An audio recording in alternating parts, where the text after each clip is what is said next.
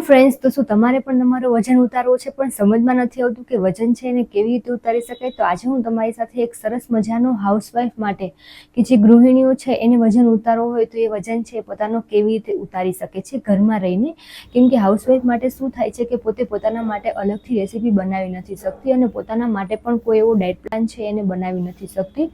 તો એવી ઘણી બધી ગૃહિણીનો મેસેજ હોય છે કે અમારે અમારો વજન ઉતારવો છે, અમે અમારું વજન છે એને કેવી રીતે ઉતારી શકીએ.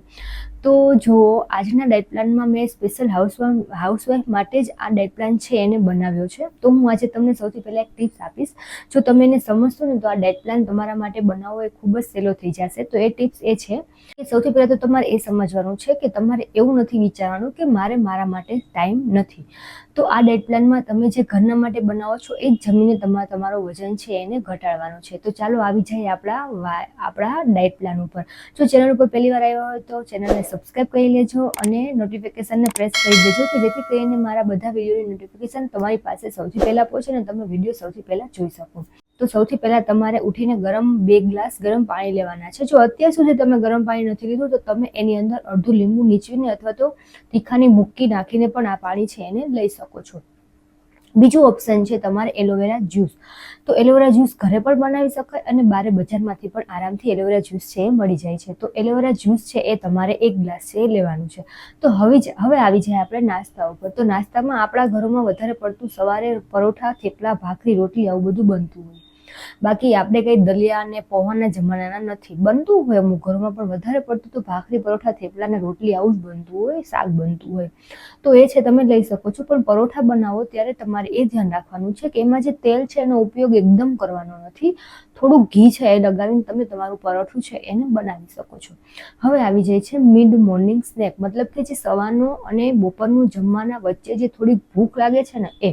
તો એમાં તમે કોઈ પણ એક ફ્રૂટ લઈ શકો છો. અત્યારે સફરજન છે માર્કેટમાં બહુ જ સરસ આવે છે તો તમે સફરજન છે એને લઈ શકો છો. જો સફરજન નથી લેવા તો એક કેળું લઈ શકો, નાશપતી લઈ શકો, સંતરું લઈ શકો, જે અવેલેબલ હોય એ ફ્રૂટ તમે લઈ શકો.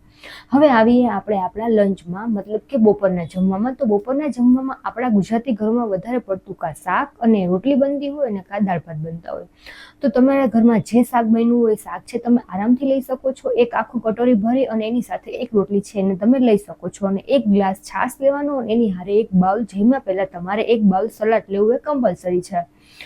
અને જો તમે દાળ ભાત લ્યો છો તો દાળ છે એ 2 કટોરી લ્યો અને ભાત છે એને 1 કટોરી લ્યો, જેથી કરીને પ્રોટીન છે એ તમારા પેટમાં જશે, જેથી તમારા મસલ બનશે. અને પ્રોટીન જો વધારે ખાઈએ ને તો આપણે ભૂખ પણ નથી લાગતી અને બીજું કે આપણા હાડકાં છે એ પણ મજબૂત થાય છે. અને હાડકાં મજબૂત થાય તો તમને જોઈન્ટ પેનનો જે ગોઠણનો દુખાવો છે, કમરનો દુખાવો છે એ પણ ઓછો થાય છે.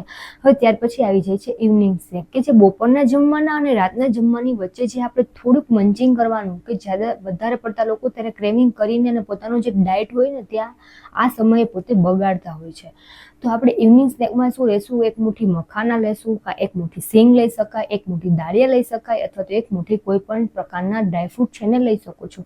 જો તમારે આ કાંઈ નથી લેવું તો તમે એક મમરાની સરસ મજાની ભેળ, કે જેમાં ટમેટું, કોથમરી, મરચાં, લીંબુ અને સફેદ મમરાની ભેળ છે એને તમે લઈ શકો છો. હવે આવી જાય રાતના ડિનર ઉપર. તો ડિનરમાં તમારે કાં ચણાના લોટના પુડલા કાં મગના પુડલા, જો તમારે તમારા માટે અલગથી નથી બનાવવું તો ઘરમાં ખીચડી બની હોય તો તમે ખીચડી પણ લઈ શકો છો. થોડા પૌવા બન્યા હોય તો એ પણ લઈ શકો છો. અથવા તો તમે સૂપ છે એ પણ લઈ શકો છો, સલાડ લઈ શકો છો. આ બધું લઈને તમે તમારો વજન છે એને ઉતારી શકો છો.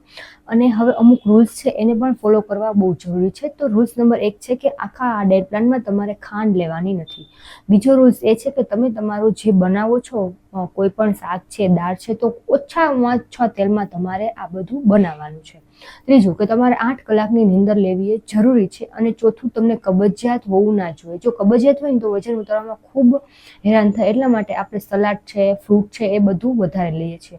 અને જેમ બને એમ જો તમે રાત્રે એક ટાઈમ પ્રોટીનવાળું, મતલબ કે સોયા ચંક્સ ખાતા હોય અથવા તો પનીરની ભુરજી ખાતા હોય તો એ વધારે બેસ્ટ છે, જેથી કરીને તમારા મસલ પણ બનશે.